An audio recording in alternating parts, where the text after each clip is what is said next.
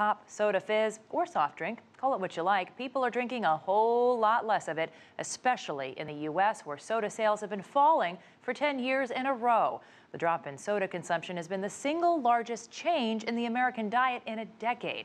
CCTV's Shraysi Tandon has our story.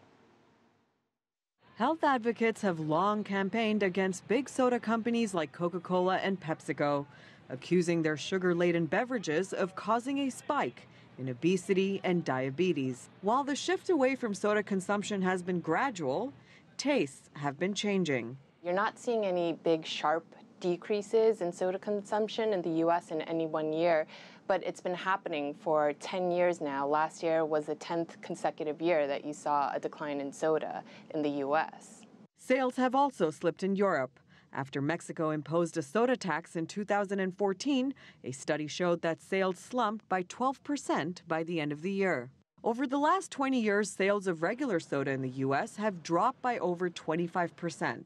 The decline has forced the big beverage companies to expand their product lines to include everything from teas and bottled water. It's also forced them to deploy some aggressive marketing tactics. Both Coca-Cola and PepsiCo, big soda, have pledged that they will spend roughly $5 billion each in each of major areas in the world: Africa, Asia, Latin America.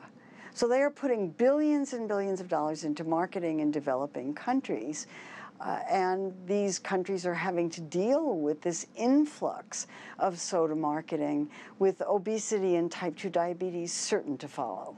Pushing products into developing economies is one strategy. Making existing products appear as premium is another. What you're seeing is Coke and Pepsi both really focus on premiumization. So you see the smaller cans, the glass bottles, packaging that people say, hey, I'd pay a little more for that. That looks cool, or that looks pretty.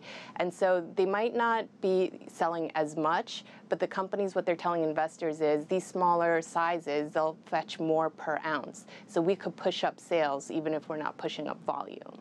The more that health advocates and politicians try to curb soda consumption, the harder the companies push.